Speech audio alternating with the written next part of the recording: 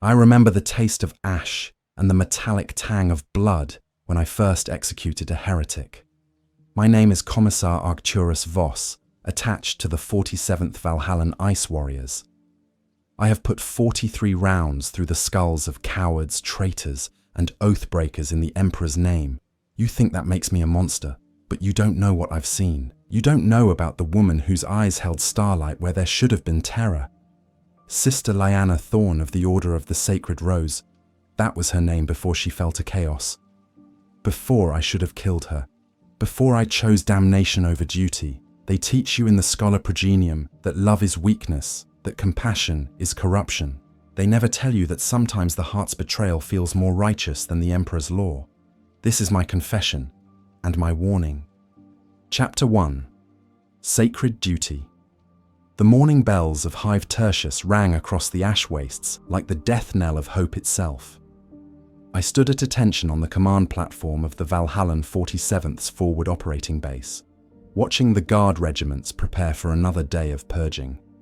The ice-blue uniforms of my adopted regiment contrasted sharply with the black leather and crimson sash of my Commissariat uniform.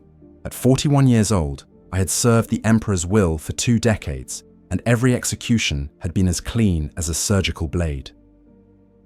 Colonel Mikhail Kozlov approached, his breath forming crystals in the perpetual winter of this world. Commissar Voss, we've received new orders from Sector Command. The sororitas have requested guard support for a cleansing operation in the lower hive levels. Heretic cults, they say.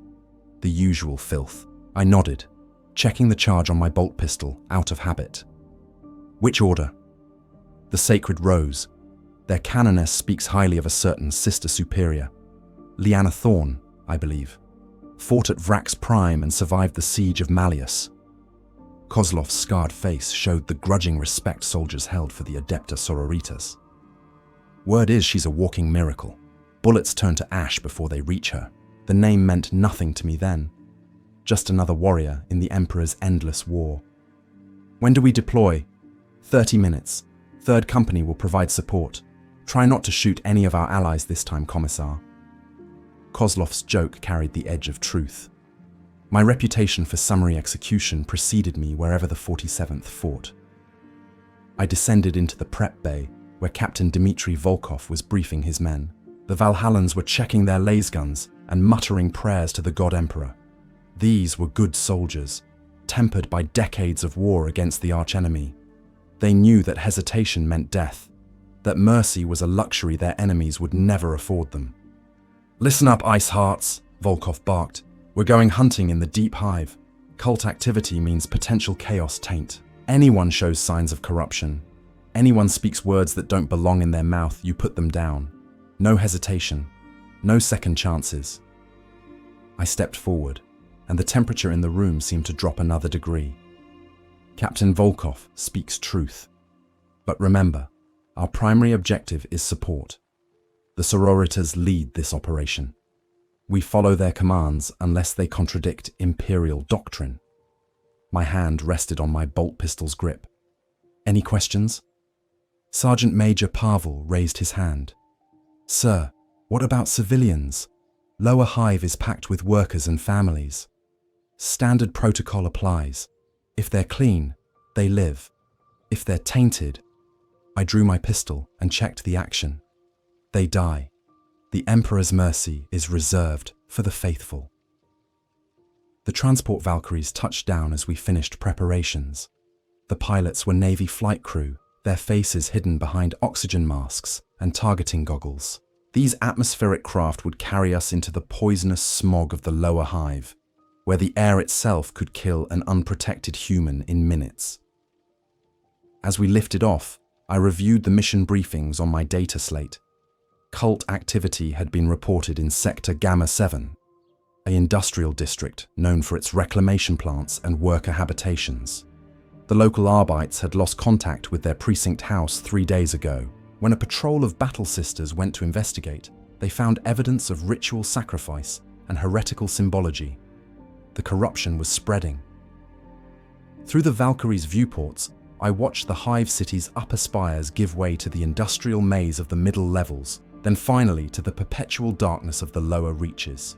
Here, millions of workers lived and died in service to the Imperium, never seeing natural sunlight, breathing recycled air thick with industrial pollutants. It was in places like this that chaos took root, where desperation and hopelessness created cracks in faith that demons could exploit. 2 minutes to drop zone, the pilot's voice crackled through the Vox. Sister of Battle Forces already in position. I stood and checked my equipment one final time. Bolt pistol, chainsword, power field generator, Vox unit, and the golden seal of my office. Everything a commissar needed to maintain discipline and execute the Emperor's justice. The Valkyrie settled onto a landing platform that groaned under its weight. As the ramp lowered, the stench of the lower hive hit us like a physical blow.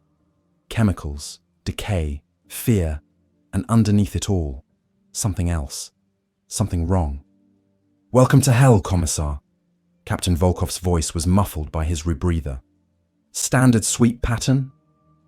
Before I could answer, a figure in white and gold armor approached through the smog.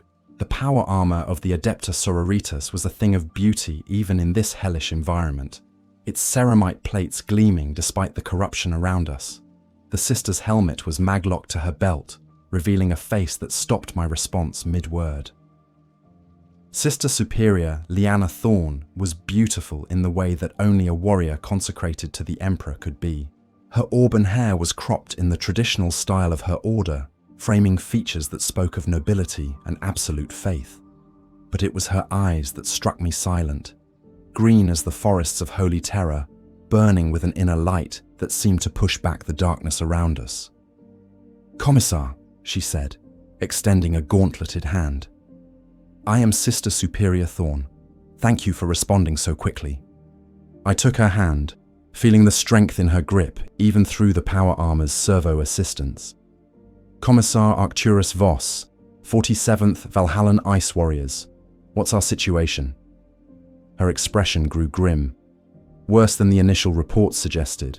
We've identified at least 3 cult cells operating in a coordinated pattern. They're not just worshipping chaos. They're preparing for something, a summoning possibly. She turned to gesture toward the hive's depths, and I found myself studying the elegant lines of her armor. The way her movements spoke of perfect training and absolute confidence. This was a woman who had stared into the eye of terror and never blinked. We'll need to move quickly, she continued. If they complete their ritual. Understood. I forced my attention back to the mission. My men are ready. What's the plan? Sister Thorne activated a holo projector, showing the 3-dimensional maze of the lower hive levels. 3 teams. My sisters will take the primary assault route through the main transit tunnels. Your guard will secure the maintenance levels and prevent escape routes. I'll coordinate from here with a reserve squad. It was a solid plan, one that used Imperial Guard mobility to complement Sororitas firepower. I found myself impressed by her tactical acumen. Rules of engagement, I asked. Anyone who doesn't surrender immediately dies. Anyone who speaks in tongues dies. Anyone who shows signs of mutation dies. Her voice was steady, matter of fact. This is a cleansing operation, Commissar. We're not here to take prisoners. I smiled, and several of my men stepped back involuntarily. Sister, I believe we're going to work very well together. For just a moment, her severe expression softened, and I saw something that might have been amusement flicker in those remarkable eyes. The Emperor protects, Commissar. Indeed he does. Chapter 2, First Contact. The descent into Sector Gamma 7 was like climbing down the throat of some massive dying beast. The walls wept condensation that stained everything with rust-colored streaks, and the air grew thicker with each level. Emergency lighting cast everything in a hellish red glow, and the constant hum of the hive's machinery created an oppressive background noise that seemed to vibrate in our bones. My Vox unit crackled as I led 3rd Company through the maintenance corridors. Commissar, this is Sister Thorne. We're encountering resistance at Checkpoint Gamma 7 Alpha. Multiple hostiles, small arms fire. Acknowledged. 3rd Company is moving to support. I switched to the company frequency. You heard her, Ice Hearts. Double time to Checkpoint Alpha. lock and load. The Valhallans moved with practiced efficiency through the narrow corridors. These men had fought in the tunnels of Vrax, the ice caves of Fenris 7, and the underhives of a dozen worlds. Urban warfare was second nature to them. As we approached the checkpoint, the sound of bolter fire echoed through the corridors. The distinctive crack-bang of mass-reactive shells was punctuated by the higher whine of lasfire and the chatter of autoguns. Through my microbead, I could hear Sister Thorne coordinating her squad's movements with the same calm precision she'd shown during the briefing. Contact left. Heretic with Flamer moving to flank us. Sister Agatha, suppress and eliminate. Confirmed. Target down. Multiple hostiles emerging from ventilation shafts. They're trying to surround us. I hand-signaled for Third Company to take up ambush positions along the maintenance corridor that connected to the checkpoint. If the heretics were using the ventilation system to maneuver, they'd likely try to retreat through our area when the sisters pressed their attack. Captain Volkov positioned his men with quiet efficiency. Corporal Yekaterina Smirnova set up her heavy bolter to cover the main passage, while Sergeant Pavel took half the squad to watch the side corridors. These soldiers knew their business. Movement, whispered Private Dmitri over the Vox. 3 contacts, moving fast through ventilation shaft 7. I drew my bolt pistol and activated its target finder. The weapon's machine spirit sang quietly as it achieved lock-on to potential targets. Hold until they emerge. We want them in the kill zone. The first heretic dropped from a ceiling vent 20 meters ahead of us. He was a worker from the manufactorum levels above, his coveralls stained with oil and worse things. His eyes had been replaced with crude augmetic sensors that glowed with an unnatural purple light. In his hands, he carried an autogun that had been modified with spikes and ritual scarring. The second and third cultists followed quickly, their movements jerky and unnatural. One of them was muttering prayers to the dark gods, his voice a wet whisper that made my skin crawl. "Now," I commanded. Lasfire lit up the corridor like captured lightning. The first cultist's chest exploded in a spray of blood and sparks as Smirnova's heavy bolter shells found their target. The second tried to return fire, but Sergeant Pavel put 3 las rounds through his skull before he could bring his weapon to bear. The third cultist, however, did something that made my blood freeze. As lasfire converged on his position, he raised his hands and spoke a single word in a language that had no place in human throats. The air around him shimmered, and the energy beams bent away from his body like light around a gravitational lens. "Psyker!" I shouted, but I was already moving, my bolt pistol tracking toward the heretical witch. "Take him down!" The cultist's eyes locked onto mine, and in them I saw depths of madness that spoke of communion with entities that should not exist. He raised his hand toward me, and I felt an invisible pressure against my mind, like fingers made of ice trying to pry open my skull. My shot took him center mass. The mass-reactive bolt detonated inside his torso, painting the corridor walls with blood and worse things. The psychic pressure vanished instantly, leaving only the ringing in my ears and the smell of ozone. "Commissar, are you intact?" Sister Thorne's voice over the Vox was tight with concern. "Confirmed. Minor psyker. Eliminated. Continuing advance." "Copy that. We're pushing toward the ritual chamber. Meet us at coordinates 77 Gamma." I reloaded my bolt pistol and checked on my men. Private Dmitri was pale and shaking, his first encounter with a psyker. The others looked grim, but functional. Good. We'd need that resolve for what was coming. As we moved deeper into the sector, the signs of corruption became more obvious. Graffiti covered the walls, not the crude markings of common criminals, but precise ritual symbols that hurt to look at directly. The 8-pointed star of chaos, the skull and serpent of Nurgle, sigils whose meaning I refused to contemplate.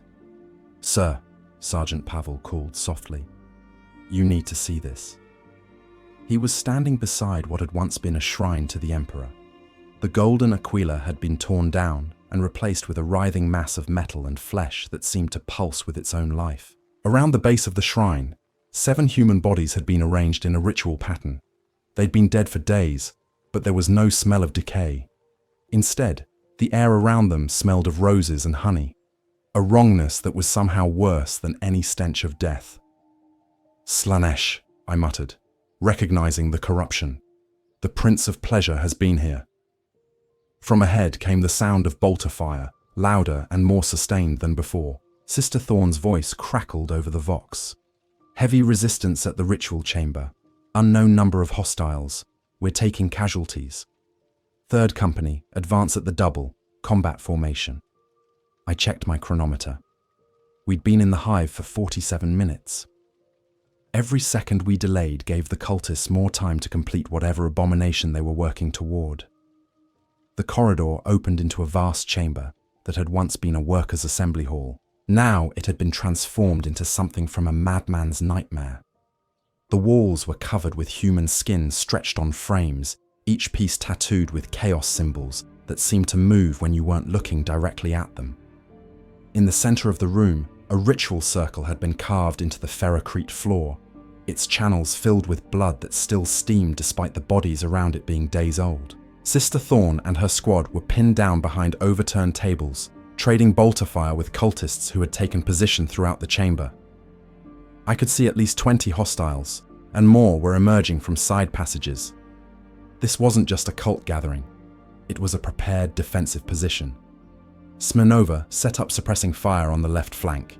"Pavel, take first squad and advance along the right wall. I want covering fire on my signal." I activated my vox speed. "Sister Thorne, Commissar Voss, we're in position to support. Can you advance on the ritual circle?" "Negative. Too much crossfire. We need those flanking positions cleared first." I studied the tactical situation. The cultists had positioned themselves well, using the chamber's architecture to create overlapping fields of fire. But they'd made one mistake. They were focused on the sororitas' position and had unnoticed our arrival. "Beginning flanking maneuver. Maintain suppressing fire." I hand-signaled to Pavel, and his squad began their advance. The Valhallans moved like ghosts, using cover and shadow to close with the enemy. At 50 meters, Pavel raised his fist, ready signal. "Execute." The flanking attack hit the cultists like an avalanche. Las fire and frag grenades tore through their positions, catching them completely off guard. But even as they died, I could hear them chanting in unison, their voices rising in harmony despite the chaos around them. Something was wrong. This felt too easy, too much like what they wanted us to do. Sister Thorne emerged from cover, her bolter spitting death as she advanced toward the ritual circle. Her power armor's servo motors whined as she moved, and her face was set in an expression of absolute determination. She was magnificent, a living weapon consecrated to the Emperor's will. That's when I saw the trap. Hidden beneath corpses around the ritual circle, more cultists waited with melter charges and plasma weapons. As Sister Thorne approached, they began to rise, their weapons already trained on her position. "Thorne, fall back!" I shouted, but my warning was lost in the thunder of battle. Without thinking, I vaulted over the cover and sprinted across the open space between us. Time seemed to slow as I ran, bolt pistol in hand, watching the cultists' weapons begin to glow with lethal energy. The first melter beam missed Sister Thorne by centimeters, vaporizing a section of wall behind her. The second cultist was bringing his plasma gun to bear when my bolt found his center mass. The plasma coils overloaded as he died, turning him into a brief star of superheated gas. I tackled Sister Thorne around the waist, both of us crashing to the ground as more energy weapons fired over our heads. For a moment we lay there, pressed together behind the meager cover of an overturned altar, and I could smell the sacred oils that anointed her armor mixed with the copper scent of blood. "You saved my life," she said quietly, her green eyes wide with something that might have been surprise. "The Emperor protects," I replied, but my voice sounded strange in my own ears. Around us, the battle continued, but for that brief moment it felt like we were the only two people in the galaxy.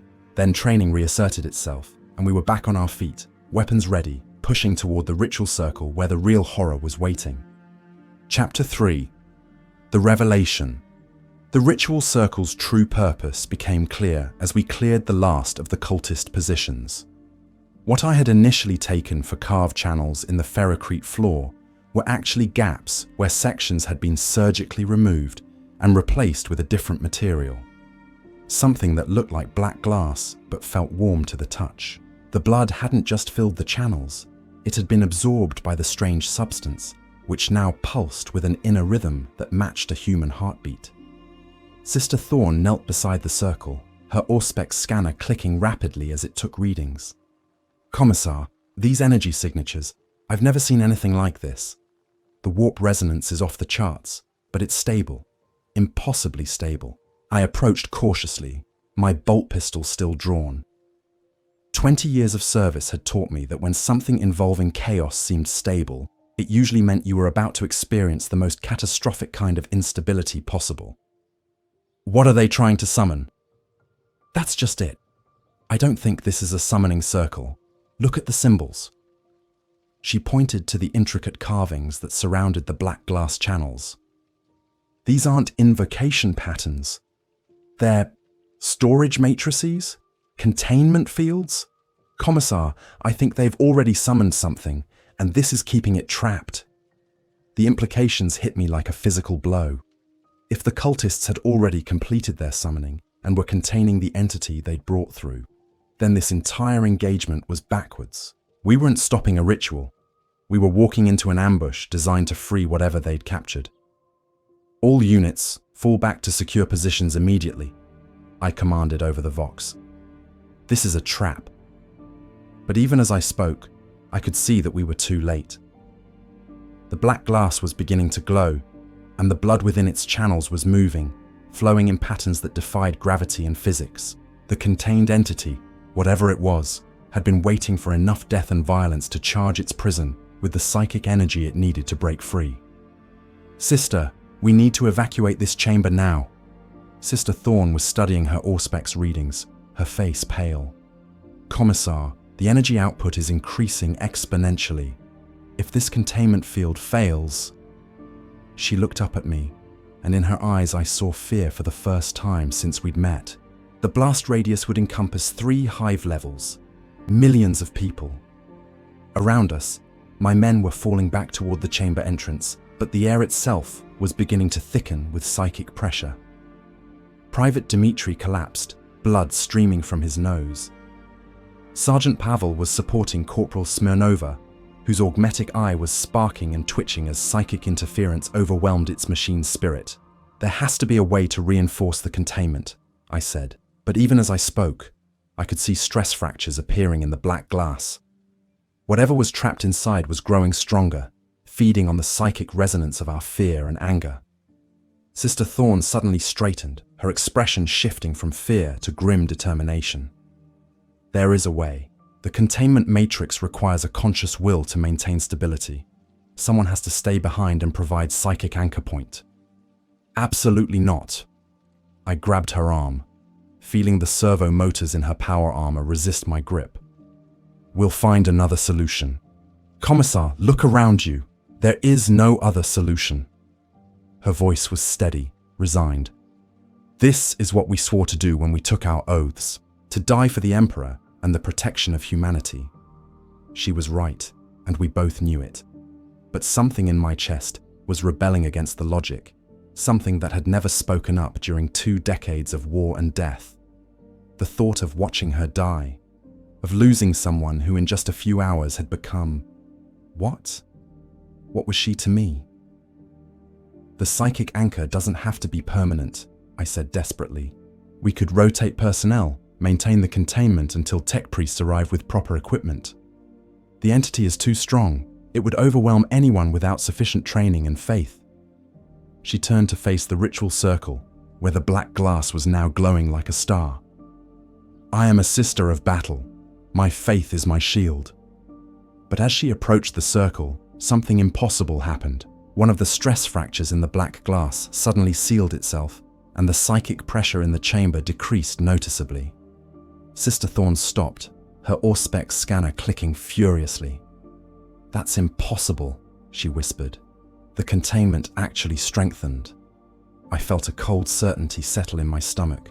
Sister, step back from the circle, now. What? Why? But she was already moving, training overriding confusion. I kept my bolt pistol trained on the ritual circle as the truth became clear. Because you're not just anyone, are you? The cultists didn't capture some random demon and try to contain it. They captured something specific, something that requires a specific type of psychic resonance to maintain its prison. Sister Thorne's face went white. No, that's impossible. I'm a loyal servant of the Emperor. I've fought chaos for 15 years. Have you? I asked quietly. Or have you been fighting to keep something locked away inside yourself? The black glass pulsed brighter, and now I could see shapes moving within its depths. Not the tentacles and claws I expected from a demon, but something that looked almost human. Something with auburn hair and green eyes. The cultists didn't summon a demon, sister. They summoned you, the real you. The thing you used to be before you became Sister Lyanna Thorne of the Order of the Sacred Rose. Her power armor's servo motors whined as her hands clenched into fists. Stop. Stop talking.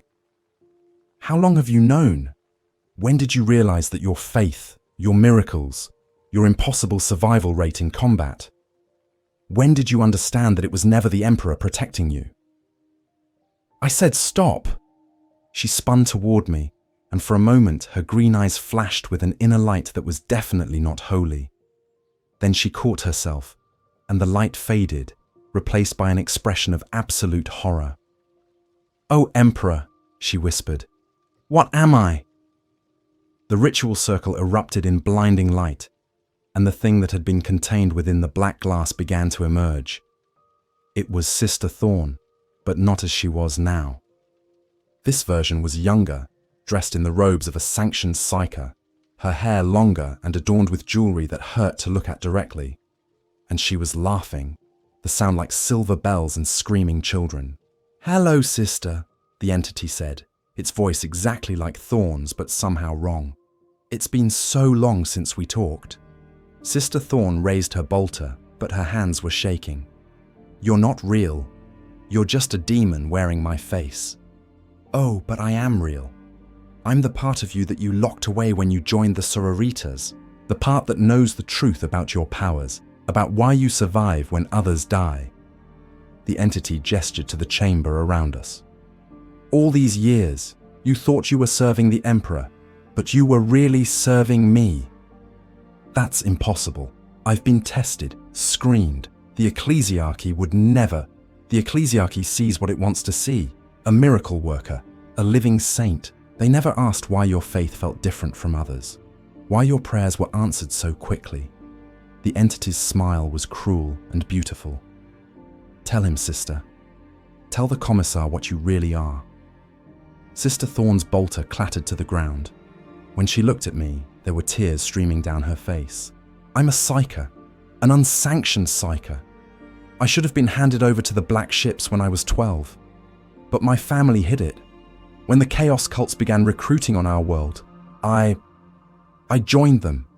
For 3 years, I served the dark gods, believing I was free." The entity laughed again. "Until you met that missionary and his tales of redemption. Until you convinced yourself that you could find forgiveness in the Emperor's service." "I did find forgiveness," Sister Thorne said, but her voice lacked conviction. "I dedicated my life to his service. Everything I've done has been for the Imperium." "Everything you've done has been powered by chaos," the entity corrected. "Every miracle, every impossible survival, every moment when bullets turned to ash before reaching you, that was me, feeding you power from the warp. You've been a heretic hiding in plain sight for 15 years. I should have executed her on the spot. My training, my oaths, my duty to the Emperor, everything demanded that I put a bolt round through her head immediately. Instead, I found myself stepping between Sister Thorne and her dark reflection. "Get back in your box," I told the entity. It laughed. "Oh, this is rich. The Imperial Commissar is protecting the heretic. How poetic." "She's not a heretic," I said, surprising myself with the conviction in my voice. She's a servant of the Emperor who's been fighting an enemy she didn't know existed. Commissar, please, Sister Thorne whispered behind me. Just do your duty. Execute me. End this. No. The word came out harder than I'd intended. I've seen true heretics, sister. I've looked into the eyes of the truly damned. You're not one of them. The entity's expression shifted from amusement to anger. You fool. You're letting your feelings cloud your judgment. She's been tainted by chaos since childhood. There's no saving her. Then we'll damn well try. I raised my bolt pistol toward the entity, knowing it was probably useless against something that existed partially in the warp. But Sister Thorne stepped up beside me, her power armor humming as she retrieved her bolter. You're wrong, she said to her dark reflection. Yes, I've used power that came from chaos, but I've used it to save lives, to protect the innocent, to serve something greater than myself. If that makes me damned, then I'll bear that damnation gladly. The entity snarled, its beautiful face twisting into something monstrous. You cannot resist what you are forever. Eventually, you'll have to choose, the Emperor's dogma or the freedom I offer. I've already chosen, Sister Thorne replied. I chose 15 years ago when I walked away from your kind. I choose again now. Together, we opened fire on the entity. Our weapons had no effect on its form, but they did something more important. They disrupted the psychic field that was keeping it anchored to reality. The ritual circle began to collapse, the black glass cracking and crumbling as the containment matrix failed. As the entity faded, it looked directly at me. You think you're saving her, Commissar. You're only delaying the inevitable. Love makes fools of us all. Then it was gone. And we were alone in a chamber filled with the debris of shattered glass and failed ambitions. Sister Thorne sank to her knees, the weight of revelation crushing down on her. I knelt beside her, not caring about protocol or propriety. What happens now? She asked quietly. I thought about my duty, my oaths, the 43 executions I'd carried out in the Emperor's name. Then I thought about the woman who had saved my life, who had shown more courage in the last hour than most people managed in a lifetime. Now we figure out how to move forward, I said. Together. Chapter 4. The Point of No Return. The aftermath of our encounter with Sister Thorne's dark reflection brought a terrible clarity. As we regrouped in the upper levels of the hive, away from the psychic corruption of the ritual chamber, I found myself facing the most difficult decision of my career. By every law of the Imperium, by every tenet of my training, I should report Sister Thorne as a suspected heretic and call for immediate inquisitorial investigation. Instead, I found myself helping her clean demon ichor from her power armor. You don't have to do this, she said quietly as I worked to repair a servo motor that had been damaged in the fighting. I know what I am now, what I've always been. You could report me, and you'd be right to do it. I paused in my work, studying her face in the dim light of the maintenance bay we'd commandeered. Even now, knowing the truth about her past, she was still the most remarkable person I'd ever met. Her faith might have been built on a foundation of lies, but the courage she'd shown, the lives she'd saved, that was real. The entity said you served chaos for 3 years, I said carefully. Tell me about that time. Sister Thorne's hands stilled on the bolter she was field stripping. I was 17 when the cults came to Meridian Prime. My family had hidden my psychic abilities for years, using them to help other families in our agricultural district. Predict weather patterns, sense when the livestock was sick, find lost children. We thought we were using a gift from the Emperor. She set down the bolter's firing mechanism and stared at her hands. The first cultists who approached me didn't talk about chaos or the dark gods. They spoke about freedom, about a galaxy where psykers didn't have to hide, where our abilities were celebrated instead of feared. They showed me wonders, Commissar. I could reach across the void and touch other minds. I could heal injuries that should have been fatal. I could make plants grow in dead soil. And the price? I didn't understand there was one at first. The rituals seemed harmless. meditation, focusing my abilities, learning to draw power from the warp more efficiently. It wasn't until the 3rd year that I saw what we were really doing. A demon possession on a neighboring world. Entire families torn apart by entities that I had helped summon without knowing it. She picked up her bolter again, her movements sharp and angry. That's when Brother Marcus arrived, a missionary of the Imperial Creed. He spoke about redemption, about the Emperor's forgiveness for those who truly repented. I wanted to believe him so badly that I convinced myself my abilities could be purified, turned to holy purpose. So you joined the Sororitas. I destroyed the cult cell I belonged to first, killed 17 people, including my own mentor. Then, I presented myself to the nearest convent and confessed everything except the true source of my powers. I told them I'd been touched by divine inspiration, that the Emperor had granted me abilities to fight his enemies. The bitter irony in her voice was painful to hear. And they believed you. Why wouldn't they? I could perform miracles. I survived battles that should have killed me. I could sense heretical taint from across a battlefield. To them, I was living proof of the Emperor's favor. She looked up at me, her green eyes bright with unshed tears.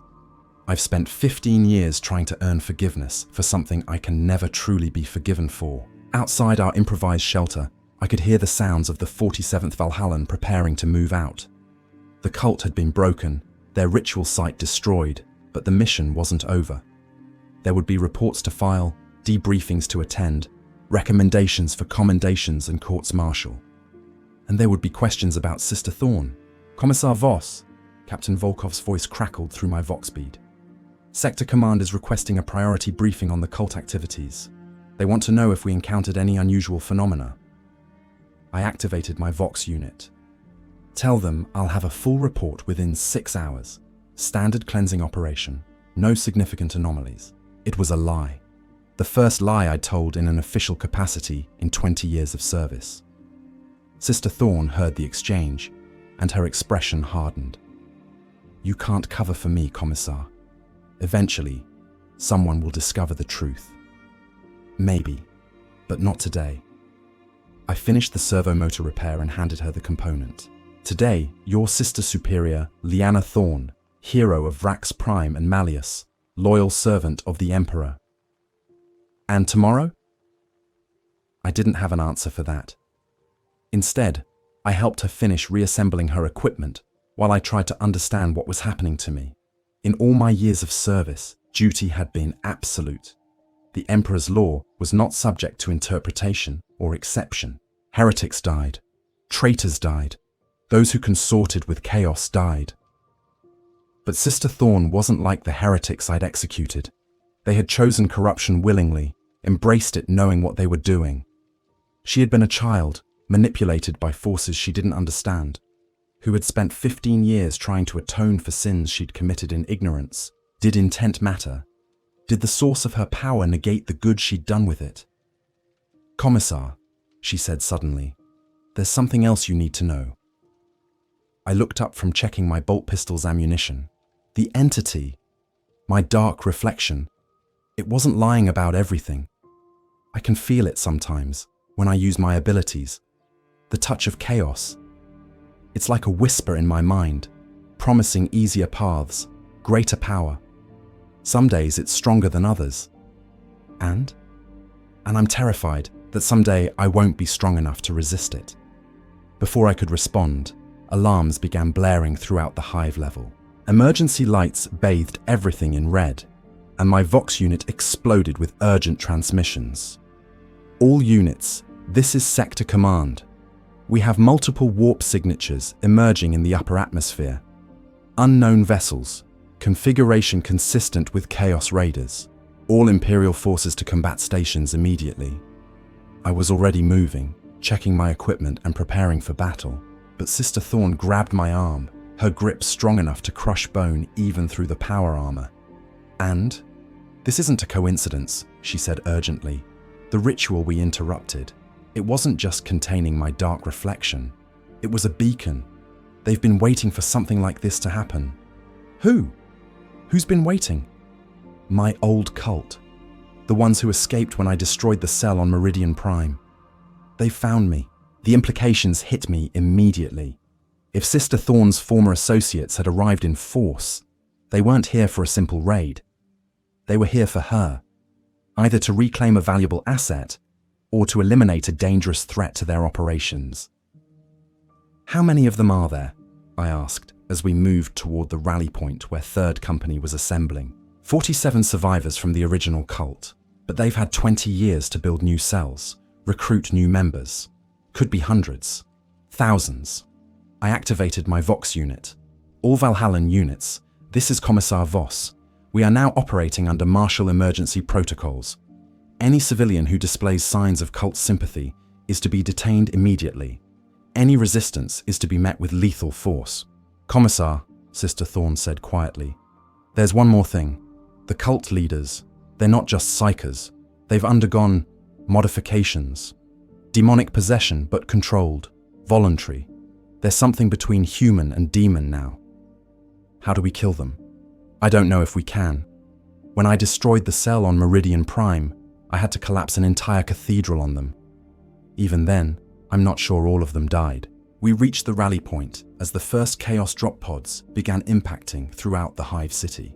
Each impact sent shockwaves through the massive structure, and I could hear the distinctive whine of demon engines powering up.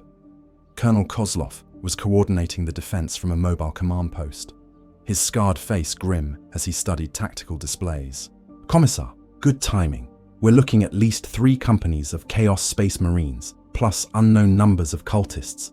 They've taken positions throughout levels 70 through 90. What about civilian evacuation? Impossible. They've cut the main transit routes and collapsed several key corridors. Anyone still in the affected zones is trapped. Sister Thorne stepped up to the tactical display, studying the enemy positions.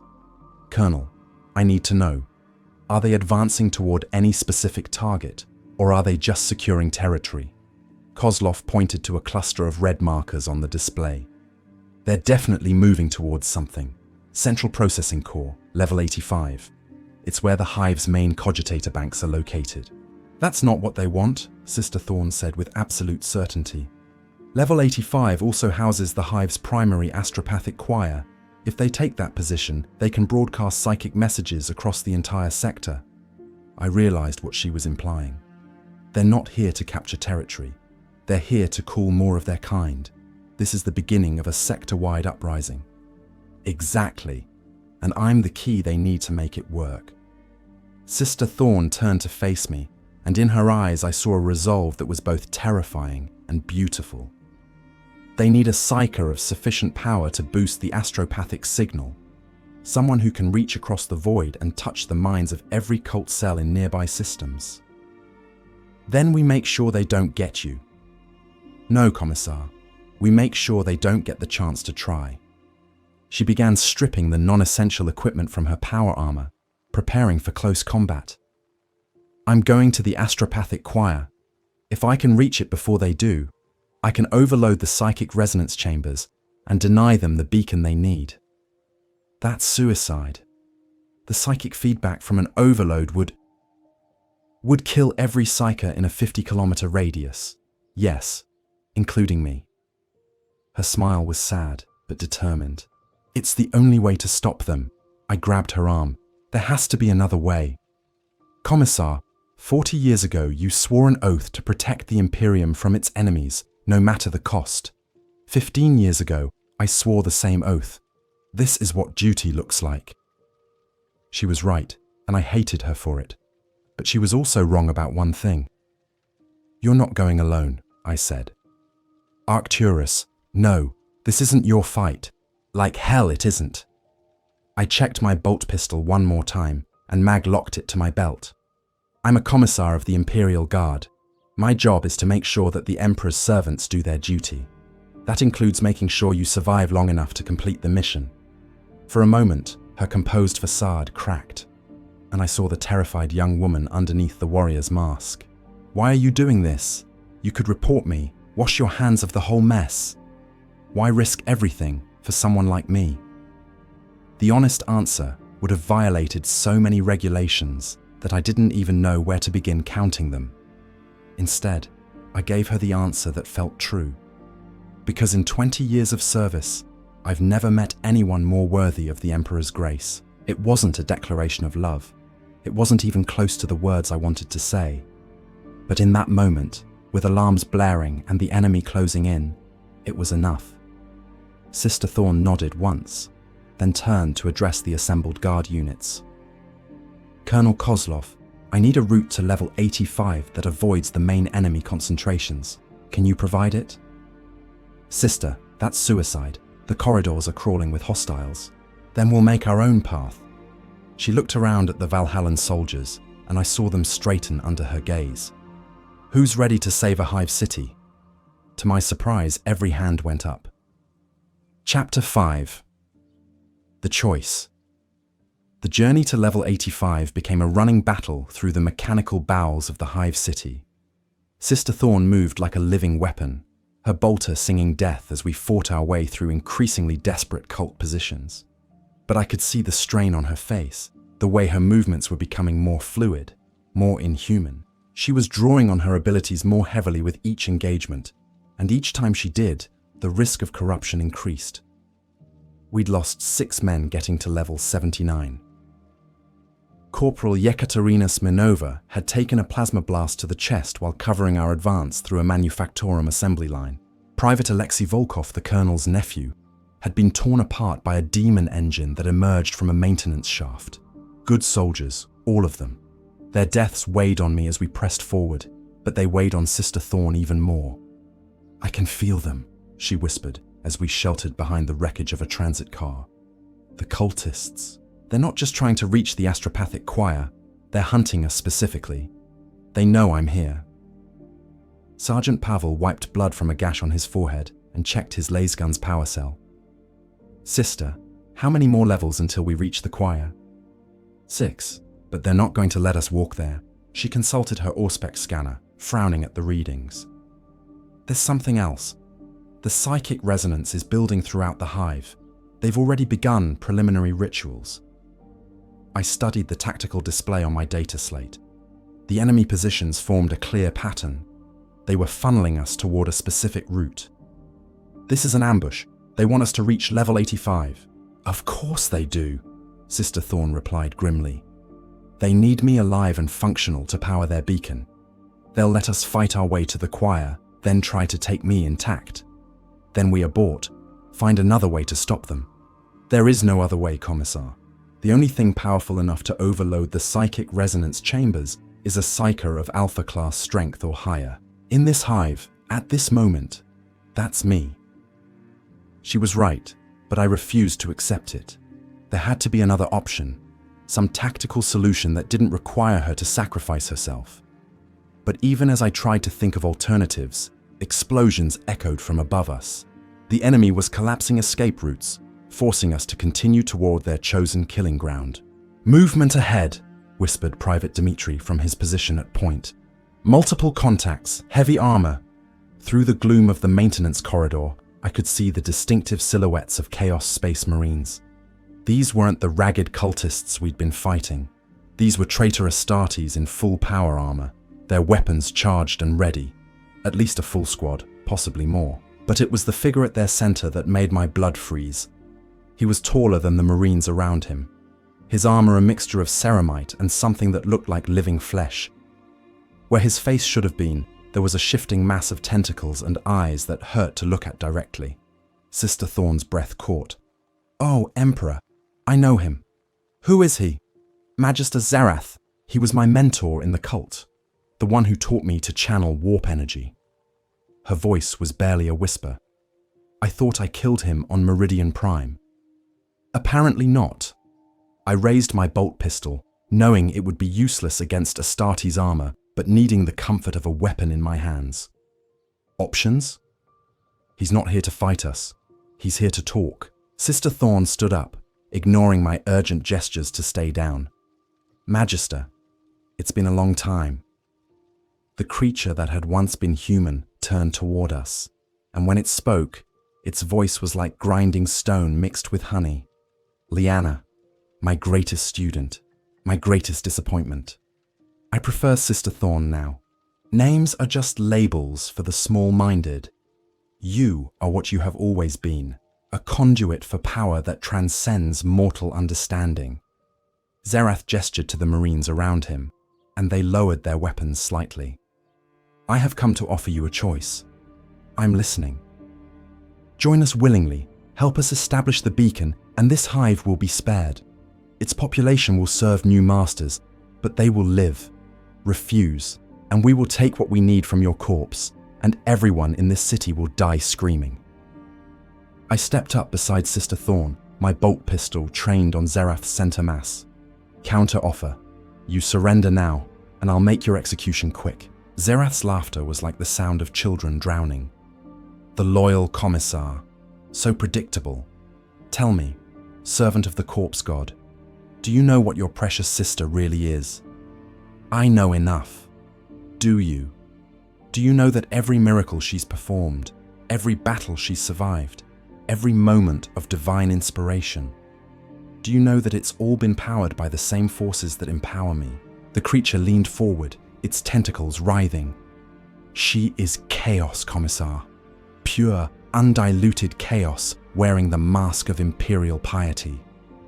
That's not true, Sister Thorne said, but her voice lacked conviction. Isn't it? How many times have you felt the dark gods whispering in your mind? How many times have you drawn on power that felt too good, too easy? How many times have you wondered if your faith was real, or just another lie you tell yourself? I could see Sister Thorne wavering, doubt eating at her like acid. This was exactly what Xerath wanted, to break her psychologically before attempting to corrupt her physically. You're wrong, I said loudly, stepping between them. I've served alongside true servants of the Emperor for 20 years. I know what faith looks like, what courage looks like, what sacrifice looks like. Sister Thorne embodies all of those qualities. Pretty words from a man who doesn't understand the truth. Xerath raised one clawed hand, and the air around us began to thicken with psychic pressure. Lyanna, show him what you really are. No, show him the power you've been hiding, the power that saved his life in the ritual chamber, the power that's kept you alive through 15 years of warfare. Show him and let him see what he's really been protecting. Sister Thorne's hands were shaking, her green eyes wide with terror. I won't give in to you. You won't have a choice. Xerath gestured, and the Chaos Marines raised their weapons again. Kill the Commissar, slowly. Let her watch him die, and then see how long her imperial conditioning lasts. The first bolter round would have taken my head off if Sister Thorne hadn't moved. She was suddenly in front of me, her power armor absorbing the mass-reactive shell without even staggering. But it wasn't the armor that stopped the round. It was the shimmering energy field that surrounded her, visible for just a moment before fading. Stay behind me, she commanded, and her voice carried harmonics that no human throat should be able to produce. The second volley of bolter fire struck her position, and this time the energy field was clearly visible, a writhing mass of warp energy that turned the incoming rounds to ash. But with each shot she absorbed, the field grew brighter, more chaotic, more obviously heretical. Lyanna, Xerath called out, his voice full of satisfaction. Look at yourself. Look at what you're becoming. She raised her hands, and I felt the temperature in the corridor drop by 20 degrees. Frost began forming on the walls, and my breath misted in the suddenly frigid air. When she spoke, her words carried the weight of absolute command. I said stop. The Chaos Marines froze in place, their weapons suddenly too heavy to lift. Even Xerath seemed to struggle against whatever force she was projecting. Around us, the very air crackled with power that made my skin crawl. This is what you want to see, isn't it? Sister Thorne turned to look at me, and her eyes were now glowing with the same inner light I'd seen in her dark reflection. This is what I really am. Not a loyal sister of battle, not a servant of the Emperor, just another psyker who's been lying to herself about the source of her power. Sister, look at me, Commissar. Really look. Use that training they gave you in the Schola Progenium. What do you see? I looked, and I saw a woman who had spent 15 years fighting a war against her own nature. I saw someone who had chosen duty over desire, sacrifice over power, service over self. I saw someone who had been manipulated and betrayed, but who had never stopped trying to do what was right. I see Sister Superior Lyanna Thorne of the Order of the Sacred Rose, I said firmly. I see someone worth following into hell. Her control wavered, and the psychic field around us flickered. Even knowing what I am, even knowing that everything I've done has been tainted by chaos, especially knowing that, I stepped closer to her, ignoring the energy crackling around her body. Anyone can serve the Emperor when it's easy, when you're pure, when you're certain, when you have nothing to lose. But you've served him despite being everything the Imperium teaches us to fear. That's not weakness. That's the strongest faith I've ever seen. For a moment, the glow in her eyes faded, replaced by something that looked like hope. Then, Zerath broke free of whatever force had been holding him. Enough of this sentiment. You cannot change what she is with pretty speeches, Commissar. Watch and see the truth. He raised both hands and spoke a single word in the dark tongue. The effect was immediate and catastrophic. Sister Thorne screamed, her body convulsing as some kind of psychic attack tore through her mind. The energy field around her exploded outward, shattering ferrocrete and twisting metal supports like they were made of paper. When the light faded, she was floating 3 feet off the ground, her armor crackling with warp energy. Her eyes were no longer green. They were black as the void between stars, and in their depths I could see something vast and hungry stirring. There, Zerath said with satisfaction. Now you see her true nature. She cannot resist what she is forever. But even as darkness consumed her features, Sister Thorne was fighting. I could see her struggling against whatever force was trying to possess her, her faith acting like armor against the corruption trying to consume her. "Commissar," she gasped, her voice distorted but still recognizably hers. "The overload. You have to get to the psychic resonance chambers. Trigger the overload before I lose control completely." "I'm not leaving you." "You have to.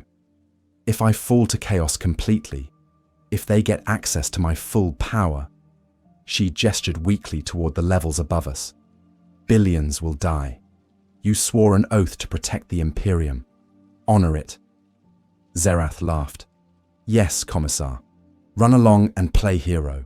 Leave us to reclaim what was always ours." I looked at Sister Thorne, floating in a cocoon of chaotic energy, fighting a battle I couldn't help her win.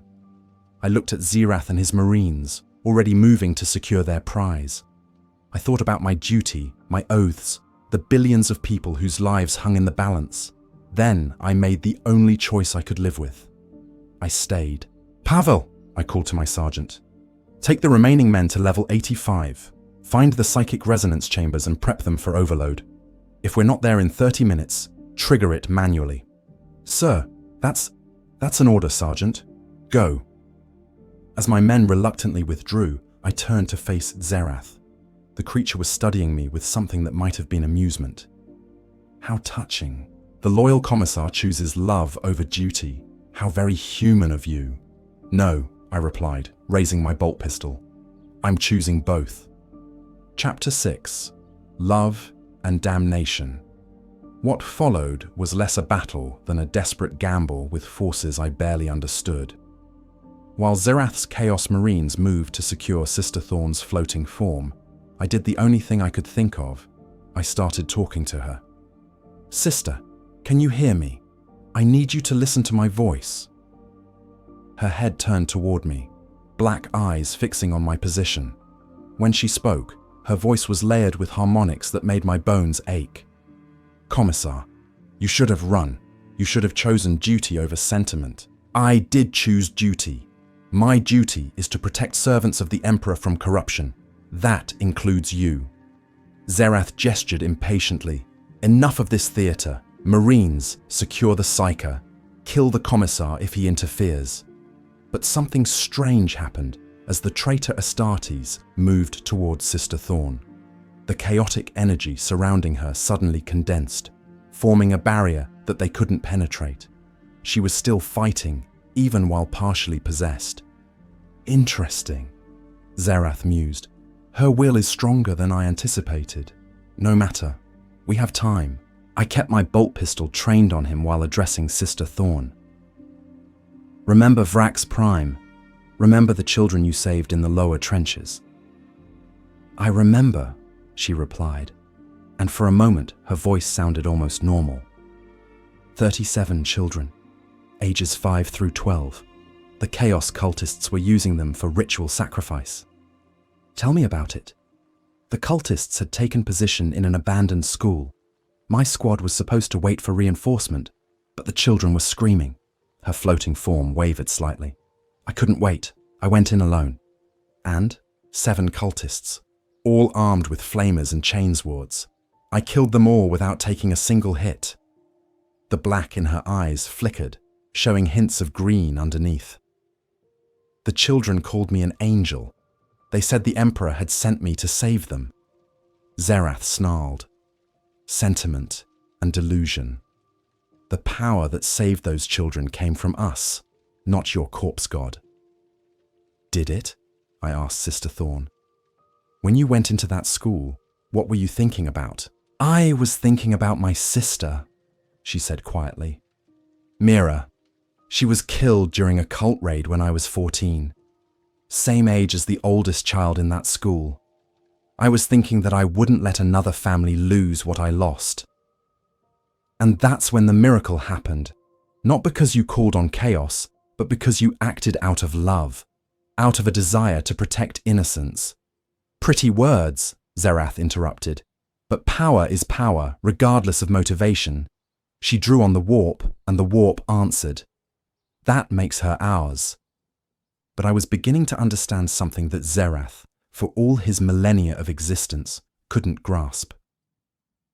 The source of power mattered less than the will that directed it.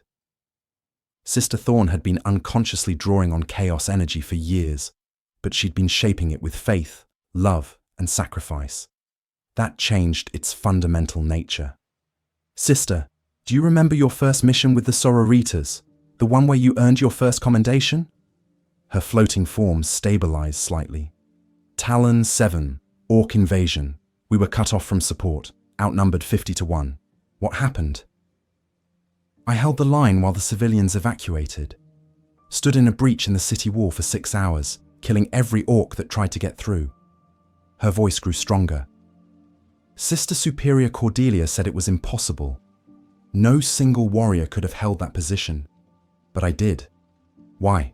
Because behind me were 3,000 refugees. Families, mostly.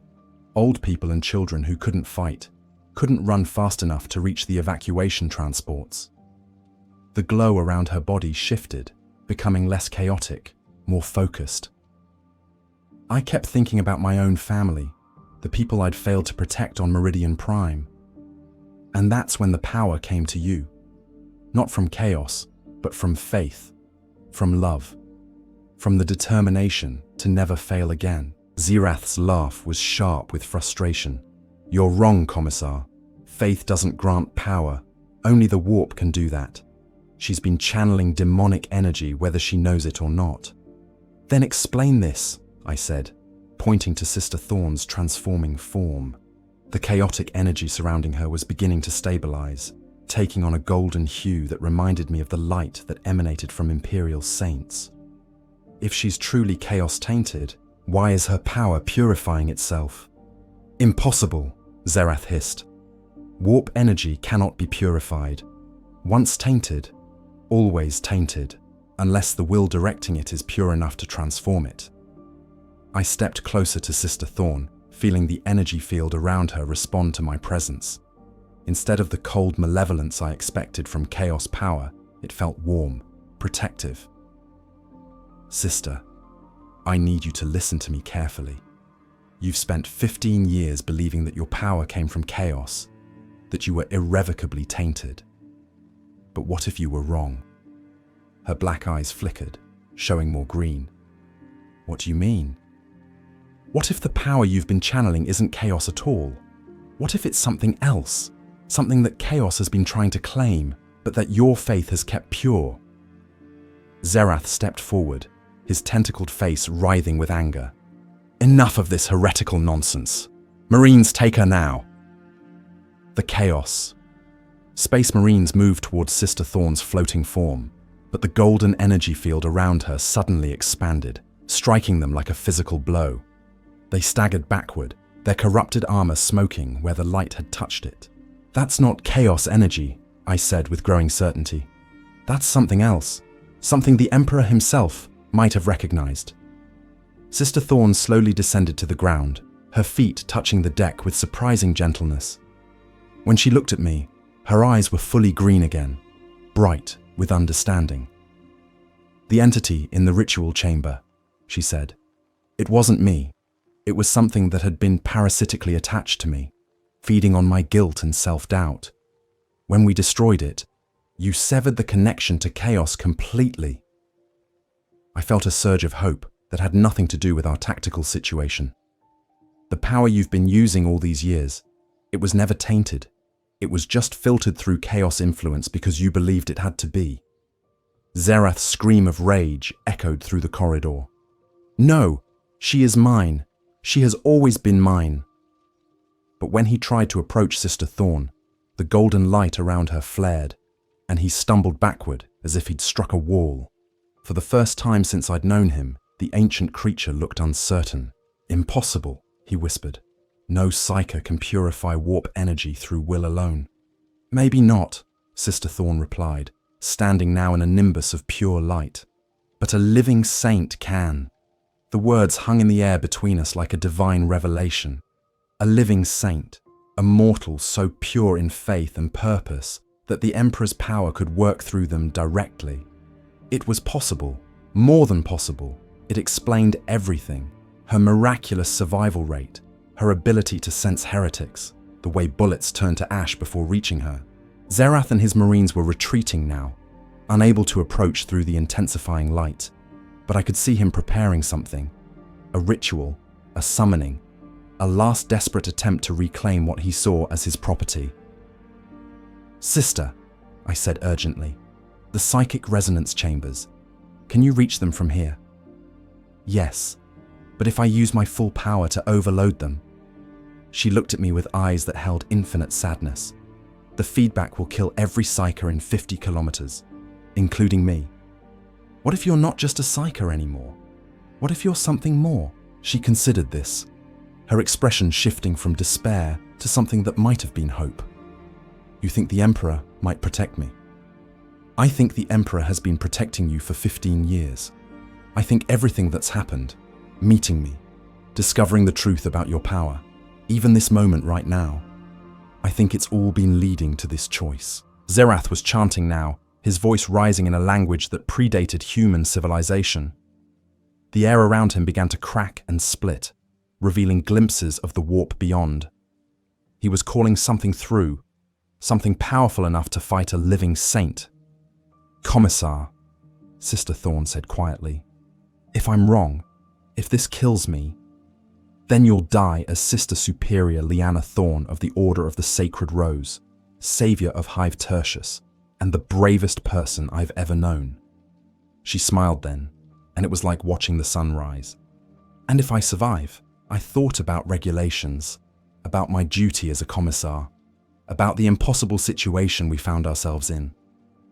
Then I thought about the woman standing before me, literally radiating divine grace, and made another choice that would have horrified my instructors at the Schola Progenium. Then we'll figure out what comes next. Together. Together, she agreed. Then she raised her hands toward the levels above us, and the corridor filled with light, brighter than a star being born. Chapter 7, Transcendence.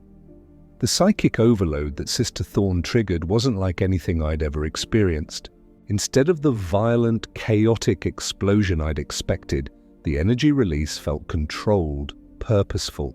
The golden light that emanated from her position spread upward through the hive's structure, like water flowing uphill, seeking out every psychic conduit and corrupted node in the massive city. Through my Vox unit, I could hear reports from across the hive as the wave of purifying energy reached its targets. Level 73 reporting. All cult activity has ceased. The heretics appear to be unconscious. Level 81 here. The demon engines just shut down. All of them simultaneously. Sector command to all units. The chaos vessels in orbit are breaking off their attack runs. Unknown reason. But it was Sergeant Pavel's voice that brought the most welcome news. Commissar, this is Pavel. We've reached the psychic resonance chambers. The astropaths say the threat has passed. Whatever Sister Thorne did, it worked. I looked at the woman who had just saved millions of lives. She was standing calmly in the center of a sphere of golden light, her power armor gleaming as if it had been newly forged. The chaotic energies that had been consuming her were completely gone, replaced by something that felt like standing in the presence of a cathedral. Xerath and his marines were nowhere to be seen. They hadn't been destroyed. The purifying energy wouldn't kill, only cleanse. But they'd fled back into whatever warp rift had brought them here. For creatures of pure chaos, being in the presence of unfiltered divine power would be like standing in a furnace. How do you feel? I asked. Sister Thorne flexed her fingers, studying the faint golden glow that still emanated from her skin. Different, like I've been carrying a weight for so long that I'd forgotten what it felt like without it. She looked up at me, and her green eyes held depths I hadn't seen before. I can sense things now. The faith of the guard troopers above us. The fear of the remaining cultists as they realize their gods have abandoned them. The gratitude of the civilians who don't even know they've been saved. And I can sense you, Commissar. Your doubt, your fear, your... She paused, a faint smile playing at the corners of her mouth. Your feelings toward me. I felt heat rise in my cheeks. Sister, I don't apologize. In the old stories, even saints were allowed to love and be loved.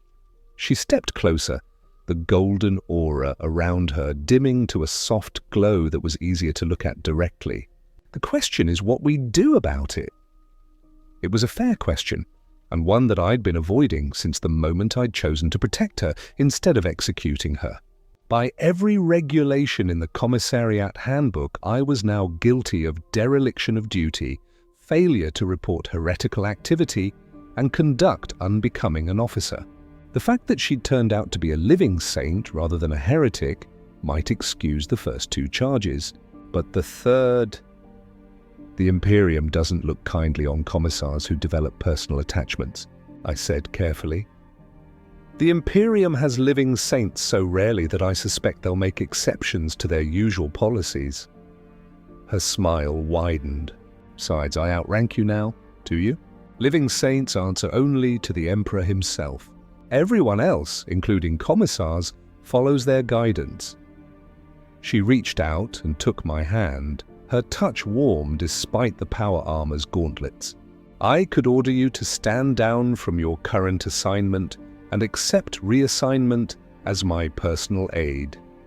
That would cause quite a scandal. I've spent 15 years hiding what I am, Commissar. I think I'm done with hiding. Before I could respond, my Vox unit crackled with an incoming transmission from orbit. The voice that emerged was crisp, authoritative, and carried the unmistakable accent of Terra's noble houses. Imperial forces on Hive Tertius, this is Inquisitor Aurelia Vex of the Ordo Hereticus. I am en route to your position to investigate reports of unusual psychic phenomena. All personnel are to remain in position until my arrival. Sister Thorne and I exchanged glances. The Inquisition's involvement was both inevitable and terrifying. If Inquisitor Vex decided that Sister Thorne was a threat, not even her status as a living saint would protect her. Commissar Voss, respond immediately. The Inquisitor's voice continued. I require a full briefing on the events of the last 6 hours. I activated my Vox unit. Inquisitor, this is Commissar Voss. The situation is complex. I recommend a face-to-face briefing. Indeed? I will be planetside within 2 hours. Ensure that all witnesses to the psychic phenomena are available for questioning. The Vox went silent, leaving us alone in the corridor that still glowed with residual divine energy. Well, Sister Thorne said with forced lightness, that complicates things. We'll face it together, I replied, surprised by how natural the words felt. Whatever the Inquisition decides, whatever the consequences, we'll face them together. She squeezed my hand. Together. 2 hours later, we stood in the Hive's primary landing bay as Inquisitor Vex's shuttle touched down. The woman who emerged was younger than I'd expected, perhaps 40 standard years, but she carried herself with the absolute authority that only the Inquisition could grant. Her power armor was midnight black, adorned with silver, inquisitorial symbols and purity seals. Her face was severe but intelligent, with pale blue eyes that seemed to catalogue every detail of her surroundings. Commissar Voss, I presume? She approached with measured steps, her retinue of acolytes fanning out behind her. And you must be Sister Superior Thorne. Your reputation precedes you, Inquisitor, I replied formally. Thank you for responding so quickly. When reports reach my desk of a psyker manifesting divine power on the scale described in your preliminary reports, I consider rapid response a necessity. She studied Sister Thorne with undisguised interest. Tell me, Sister, how long have you been aware of your unique nature? Approximately 6 hours, Inquisitor, Sister Thorne replied calmly, though I suspect you already know the details from Commissar Voss's report. I know what the Commissar chose to include in his report. I also know what he chose to omit. Inquisitor Vex's gaze shifted to me. Commissar, your preliminary report mentions unusual psychic phenomena and successful cleansing operations, but provides remarkably little detail about the nature of these phenomena. I find that curious. I had prepared for this moment during the 2 hours we'd waited for her arrival. The truth was too complex and too dangerous to reveal in its entirety, but outright lies would be discovered quickly by someone of the Inquisitor's abilities. Inquisitor, Sister Thorne manifested powers consistent with sanctioned divine intervention. The nature and scope of these manifestations are detailed in my classified addendum, which I will transmit under appropriate security protocols. How convenient. Vex's smile was sharp as a blade. And your personal assessment of Sister Thorne's spiritual purity. Absolute and unquestionable. Strong words, Commissar. Are you prepared to stake your career on that assessment? I looked at Sister Thorne, standing calm and radiant beside me, then back at the Inquisitor. Yes, ma'am. I am. Even knowing that such an assessment makes you personally liable for any future corruption or heretical activity on her part. Yes, ma'am. Inquisitor Vex studied me for a long moment, her pale eyes seeming to peer directly into my soul. Then she turned to Sister Thorne. Sister, please demonstrate these divine manifestations the Commissar speaks of. Sister Thorne nodded and raised her hand. The golden light that surrounded her intensified, spreading outward until it filled the entire landing bay. Where it touched, damaged equipment repaired itself. Wounded guard troopers felt their injuries heal, and even the stained ferrocrete of the deck seemed to become cleaner. But more than that, I could feel the presence of something vast and benevolent, a consciousness that encompassed all of humanity's hopes and dreams. For just a moment, it felt like the Emperor himself was standing among us.